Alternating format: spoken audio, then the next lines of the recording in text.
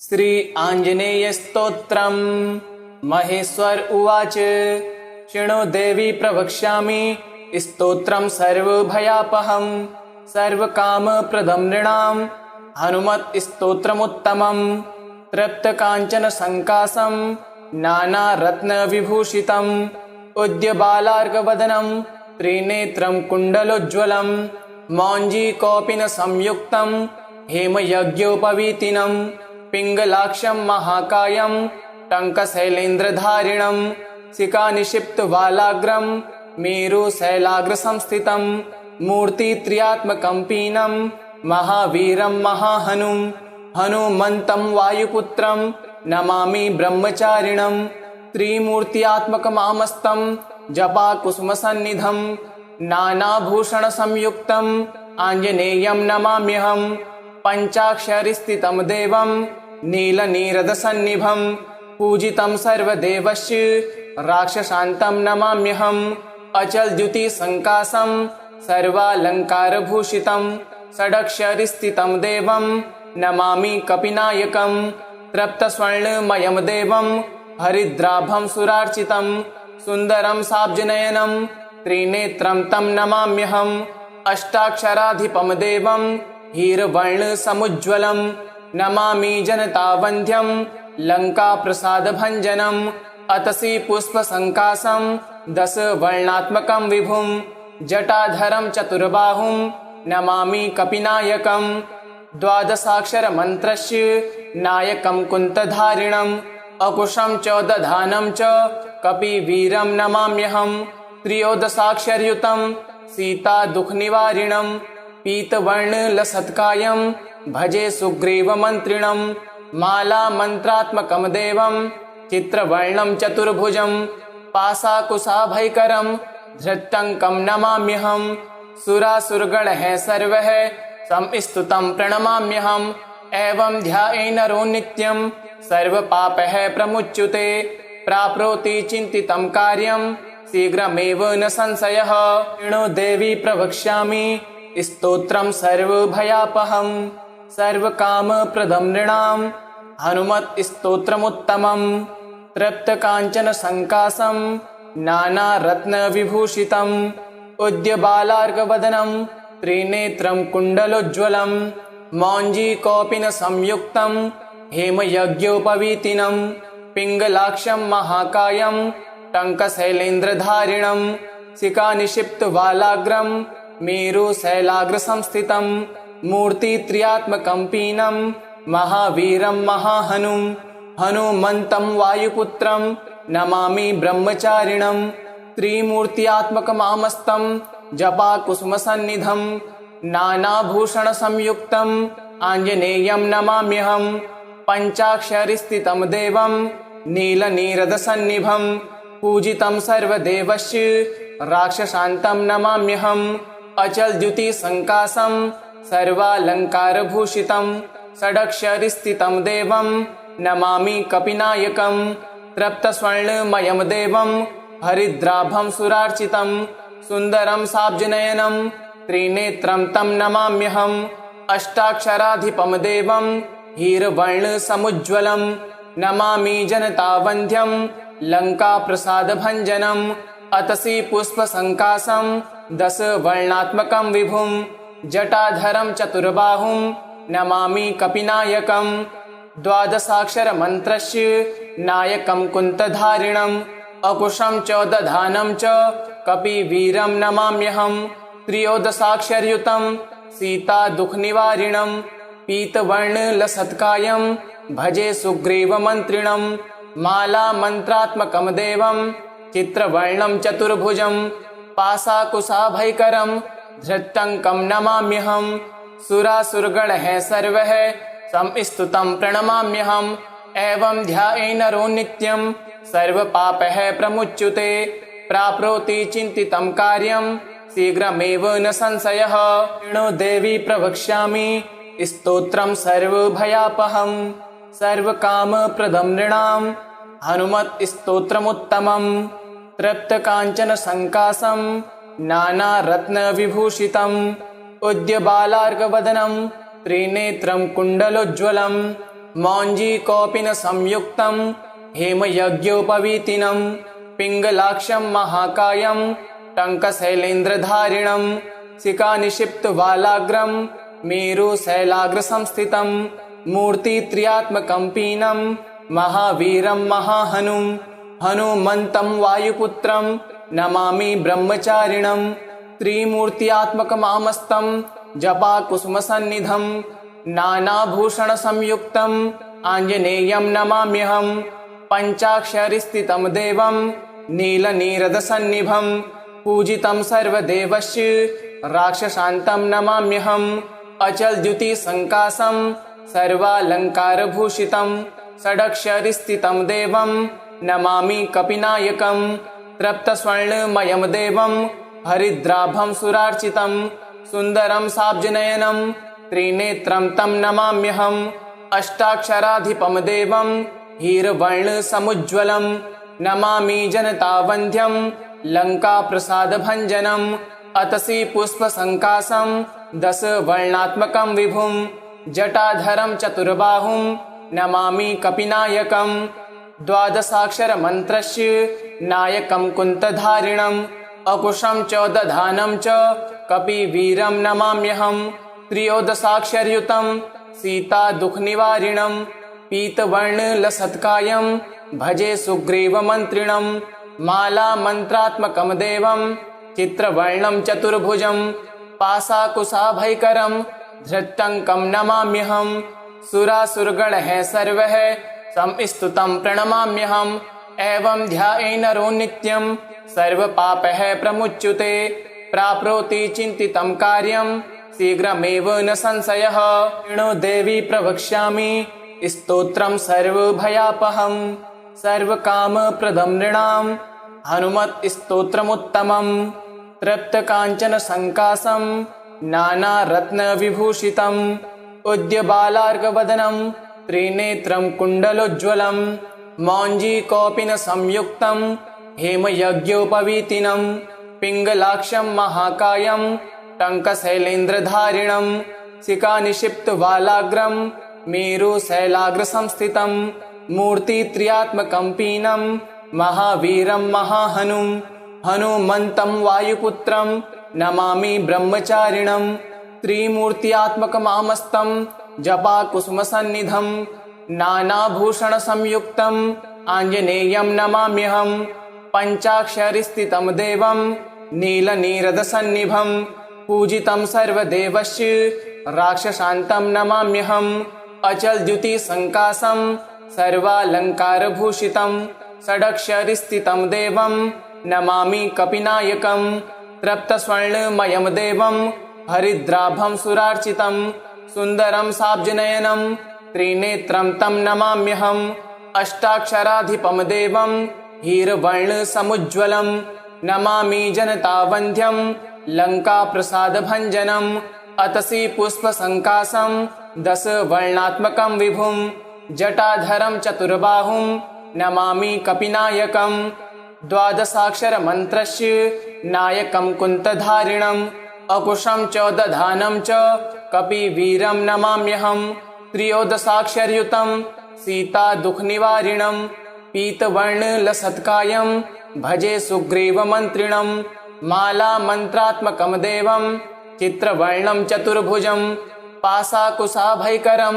धृतङ्कं नमाम्यहं सुरासुरगणः सर्वः संस्तुतं प्रणमाम्यहम् एवं ध्यायेन नरो नित्यं सर्वपापः प्रमुच्यते प्राप्नोति चिन्तितं कार्यं शीघ्रमेव न संशयः। णो देवी प्रवक्ष्यामि स्तोत्रं सर्वभयापहं सर्वकामप्रदं नृणां हनुमत् स्तोत्रमुत्तमं तृप्तकाञ्चनसङ्काशं नानारत्नविभूषितम् उद्यबालार्कवदनं त्रिनेत्रं कुण्डलोज्ज्वलं मौञ्जीकौपिनसंयुक्तं हेमयज्ञोपवीतिनं पिङ्गलाक्षं महाकायं टङ्कशैलेन्द्रधारिणं शिखानिक्षिप्तवालाग्रं मेरुशैलाग्रसंस्थितं मूर्तित्रयात्मकं महावीरं महाहनुं हनुमन्तं वायुपुत्रं नमामि ब्रह्मचारिणं त्रिमूर्त्यात्मकमामस्तं जपाकुसुमसन्निधं नानाभूषणसंयुक्तं आञ्जनेयं नमाम्यहं पञ्चाक्षरिस्थितं देवं नीलनीरदसन्निभं पूजितं सर्वदेवस्य राक्षसान्तं नमाम्यहम् अचलद्युतिसङ्काशं सर्वालङ्कारभूषितं षडक्षरिस्थितं देवं नमामि कपिनायकं तृप्तस्वर्णमयं देवं हरिद्राभं सुरार्चितं सुन्दरं साब्जनयनं त्रिनेत्रं तं नमाम्यहम् अष्टाक्षराधिपं देवं हीरवर्णसमुज्ज्वलं नमामि जनतावन्ध्यं लङ्काप्रसादभञ्जनम् अतसि पुष्पसङ्काशं दशवर्णात्मकं विभुं जटाधरं चतुर्बाहुं नमामि कपिनायकं द्वादशाक्षरमन्त्रस्य नायकं कुन्तधारिणम् अकुशं च दधानं च कपिवीरं नमाम्यहं त्रयोदशाक्षरयुतं सीतादुःखनिवारिणं पीतवर्णलसत्कायं भजे सुग्रीवमन्त्रिणं मालामन्त्रात्मकं देवं चित्रवर्णं चतुर्भुजं पाशाकुशाभयकरं धृतङ्कं नमाम्यहं सुरासुरगणः सर्वः संस्तुतं प्रणमाम्यहम् एवं ध्यायेन्नरो नित्यं सर्वपापः प्रमुच्यते प्राप्नोति चिन्तितं कार्यं शीघ्रमेव न संशयः। णो देवी प्रवक्ष्यामि स्तोत्रं सर्वभयापहं सर्वकामप्रदं नृणां हनुमत् स्तोत्रमुत्तमं तृप्तकाञ्चनसङ्काशं नानारत्नविभूषितम् उद्यबालार्कवदनं त्रिनेत्रं कुण्डलोज्ज्वलं मौञ्जीकौपीनसंयुक्तं हेमयज्ञोपवीतिनं पिङ्गलाक्षं महाकायं टङ्कशैलेन्द्रधारिणं शिखानिक्षिप्तवालाग्रं मेरुशैलाग्रसंस्थितं मूर्तित्रयात्मकं पीनं महावीरं महाहनुं हनुमन्तं वायुपुत्रं नमामि ब्रह्मचारिणं त्रिमूर्त्यात्मकमामस्तं जपाकुसुमसन्निधं नानाभूषणसंयुक्तं आञ्जनेयं नमाम्यहं पञ्चाक्षरिस्थितं देवं नीलनीरदसन्निभं पूजितं सर्वदेवस्य राक्षसान्तं नमाम्यहम् अचलद्युतिसङ्काशं सर्वालङ्कारभूषितं षडक्षरिस्थितं देवं नमामि कपिनायकं तृप्तस्वर्णमयं देवं हरिद्राभं सुरार्चितं सुन्दरं साब्जनयनं त्रिनेत्रं तं नमाम्यहम् अष्टाक्षराधिपं देवं हीरवर्णसमुज्ज्वलं नमामि जनतावन्ध्यं लङ्काप्रसादभञ्जनम् अतसि पुष्पसङ्काशं दशवर्णात्मकं विभुं जटाधरं चतुर्बाहुं नमामि कपिनायकं द्वादशाक्षरमन्त्रस्य नायकं कुन्तधारिणम् अकुशं च दधानं च कपिवीरं नमाम्यहं त्रयोदशाक्षरयुतं सीतादुःखनिवारिणं पीतवर्णलसत्कायं भजे सुग्रीवमन्त्रिणं मालामन्त्रात्मकं देवं चित्रवर्णं चतुर्भुजं पाशाकुशाभयकरं धृतङ्कं नमाम्यहं सुरासुरगणः सर्वः संस्तुतं प्रणमाम्यहम् एवं ध्यायेन्नरो नित्यं सर्वपापः प्रमुच्यते प्राप्नोति चिन्तितं कार्यं शीघ्रमेव न संशयः। णो देवी प्रवक्ष्यामि स्तोत्रं सर्वभयापहं सर्वकामप्रदं नृणां हनुमत् स्तोत्रमुत्तमं तृप्तकाञ्चनसङ्काशं नानारत्नविभूषितम् उद्यबालार्कवदनं त्रिनेत्रं कुण्डलोज्ज्वलं मौञ्जीकौपीनसंयुक्तं हेमयज्ञोपवीतिनं पिङ्गलाक्षं महाकायं टङ्कशैलेन्द्रधारिणं शिखानिक्षिप्तवालाग्रं मेरुशैलाग्रसंस्थितं मूर्तित्रयात्मकं पीनं महावीरं महाहनुं हनुमन्तं वायुपुत्रं नमामि ब्रह्मचारिणं त्रिमूर्त्यात्मकमामस्तं जपाकुसुमसन्निधं नानाभूषणसंयुक्तं आञ्जनेयं नमाम्यहं पञ्चाक्षरिस्थितं देवं नीलनीरदसन्निभं पूजितं सर्वदेवस्य राक्षसान्तं नमाम्यहम्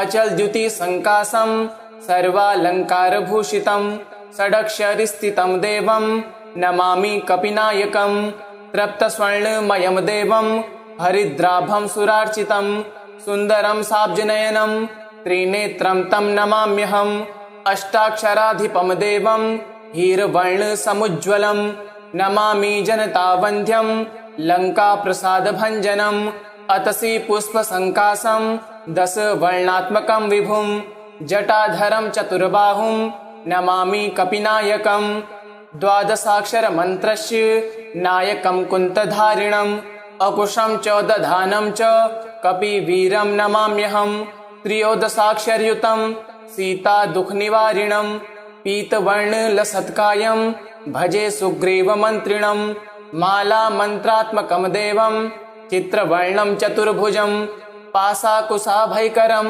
धृतङ्कं नमाम्यहम् सुरासुरगणः सर्वः संस्तुतं प्रणमाम्यहम् एवं ध्याये नरो नित्यं सर्वपापः प्रमुच्यते प्राप्नोति चिन्तितं कार्यं शीघ्रमेव न संशयः।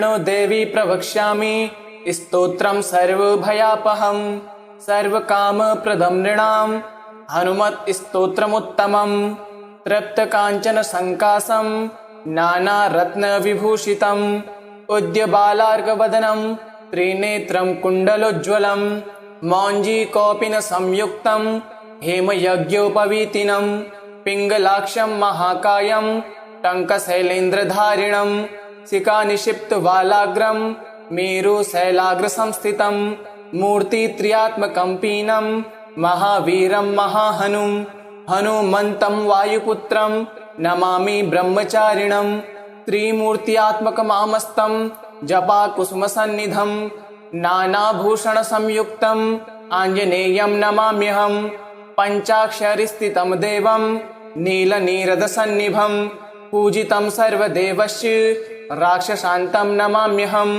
अचलद्युतिसङ्कासं सर्वालङ्कारभूषितं षडक्षरस्थितं देवं नमामि कपिनायकं तृप्तस्वर्णमयं देवं हरिद्राभं सुरार्चितं सुन्दरं साब्जनयनं त्रिनेत्रं तं नमाम्यहम् अष्टाक्षराधिपं देवं हीरवर्णसमुज्ज्वलं नमामि जनतावन्ध्यं लङ्काप्रसादभञ्जनम् अतसि पुष्पसङ्कासं दशवर्णात्मकं विभुं जटाधरं चतुर्बाहुं नमामि कपिनायकं द्वादशाक्षरमन्त्रस्य नायकं कुन्तधारिणम् अकुशं च दधानं च कपिवीरं नमाम्यहम् त्रयोदशाक्षरयुतं सीतादुःखनिवारिणं पीतवर्णलसत्कायं भजे सुग्रीवमन्त्रिणं मालामन्त्रात्मकं देवं चित्रवर्णं चतुर्भुजं पाशाकुशाभयकरं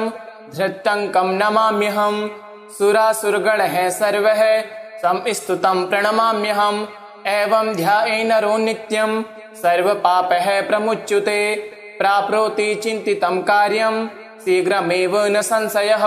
णो देवी प्रवक्ष्यामि स्तोत्रं सर्वभयापहं सर्वकामप्रदं नृणां हनुमत् स्तोत्रमुत्तमं तृप्तकाञ्चनसङ्कासं नानारत्नविभूषितम् उद्यबालार्कवदनं त्रिनेत्रं कुण्डलोज्ज्वलं मौञ्जीकौपीनसंयुक्तं हेमयज्ञोपवीतिनं पिङ्गलाक्षं महाकायं टङ्कशैलेन्द्रधारिणं शिखानिक्षिप्तवालाग्रं मेरुशैलाग्रसंस्थितं मूर्तित्रयात्मकं पीनं महावीरं महाहनुं हनुमन्तं वायुपुत्रं नमामि ब्रह्मचारिणं त्रिमूर्त्यात्मकमामस्तं जपाकुसुमसन्निधं नानाभूषणसंयुक्तं आञ्जनेयं नमाम्यहम् पञ्चाक्षरस्थितं देवं नीलनीरदसन्निभं पूजितं सर्वदेवस्य राक्षसान्तं नमाम्यहम्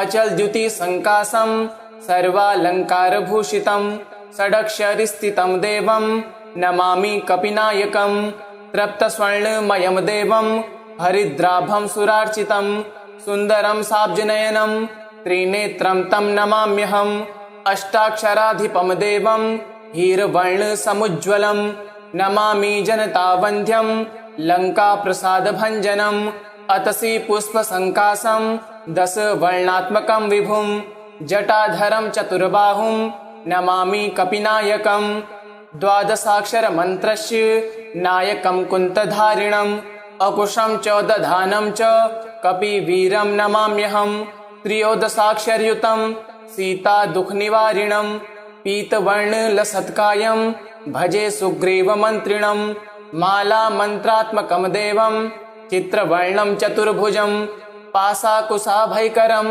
धृतङ्कं नमाम्यहं सुरासुरगणः सर्वः संस्तुतं प्रणमाम्यहम् एवं ध्यायेन्नरो नित्यं सर्वपापः प्रमुच्यते प्राप्नोति चिन्तितं कार्यं शीघ्रमेव न संशयः।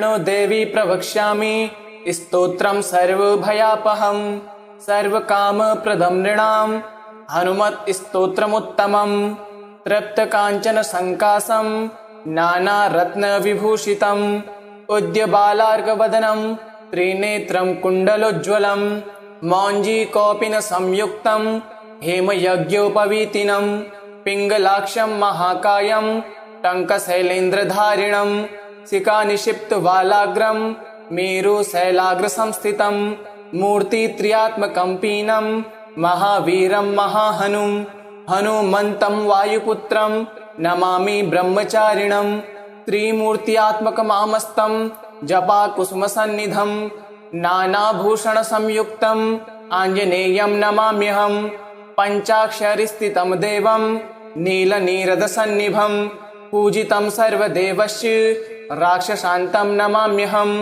अचलद्युतिसङ्काशं सर्वालङ्कारभूषितं षडक्षरस्थितं देवं नमामि कपिनायकं तृप्तस्वर्णमयं देवं हरिद्राभं सुरार्चितं सुन्दरं साब्जनयनं त्रिनेत्रं तं नमाम्यहम् अष्टाक्षराधिपं देवं हीरवर्णसमुज्ज्वलं नमामि जनतावन्ध्यं लङ्काप्रसादभञ्जनम् अतसि पुष्पसङ्काशं दशवर्णात्मकं विभुं जटाधरं चतुर्बाहुं नमामि कपिनायकं द्वादशाक्षरमन्त्रस्य नायकं कुन्तधारिणम् अकुशं च दधानं च कपिवीरं नमाम्यहं त्रयोदशाक्षरयुतं सीता दुःखनिवारिणं पीतवर्णलसत्कायं भजे सुग्रीवमन्त्रिणं मालामन्त्रात्मकं देवं चित्रवर्णं चतुर्भुजं पाशाकुशाभयकरं धृतङ्कं नमाम्यहं सुरासुरगणः सर्वः संस्तुतं प्रणमाम्यहम् एवं ध्यायेन्नरो नित्यं सर्वपापः प्रमुच्यते प्राप्नोति चिन्तितं कार्यं शीघ्रमेव न संशयः। नो देवी प्रवक्ष्यामि स्तोत्रं सर्वभयापहं सर्वकामप्रदं नृणां हनुमत् स्तोत्रमुत्तमं तृप्तकाञ्चनसङ्काशं नानारत्नविभूषितं उद्यबालार्कवदनं त्रिनेत्रं कुण्डलोज्ज्वलं मौञ्जीकौपीनसंयुक्तं हेमयज्ञोपवीतिनं पिङ्गलाक्षं महाकायं टङ्कशैलेन्द्रधारिणं शिखानिक्षिप्तवालाग्रं मेरुशैलाग्रसंस्थितं मूर्तित्रयात्मकं पीनं महावीरं महाहनुं हनुमन्तं वायुपुत्रं नमामि ब्रह्मचारिणं त्रिमूर्त्यात्मकमामस्तं जपाकुसुमसन्निधं नानाभूषणसंयुक्तं आञ्जनेयं नमाम्यहं पञ्चाक्षरस्थितं देवं नीलनीरदसन्निभं पूजितं सर्वदेवस्य राक्षसान्तं नमाम्यहम् अचलद्युतिसङ्काशं सर्वालङ्कारभूषितं षडक्षरस्थितं देवं नमामि कपिनायकं तृप्तस्वर्णमयं देवं हरिद्राभं सुरार्चितं सुन्दरं साब्जनयनं त्रिनेत्रं तं नमाम्यहम् अष्टाक्षराधिपं देवं हीरवर्णसमुज्ज्वलं नमामि जनतावन्ध्यं लङ्काप्रसादभञ्जनम् अतसि पुष्पसङ्काशं दशवर्णात्मकं विभुं जटाधरं चतुर्बाहुं नमामि कपिनायकं द्वादशाक्षरमन्त्रस्य नायकं कुन्तधारिणम् अकुशं च दधानं च कपिवीरं नमाम्यहं त्रयोदशाक्षरयुतं सीता दुःखनिवारिणं पीतवर्णलसत्कायं भजे सुग्रीवमन्त्रिणं मालामन्त्रात्मकं देवं चित्रवर्णं चतुर्भुजं पाशाकुशाभयकरं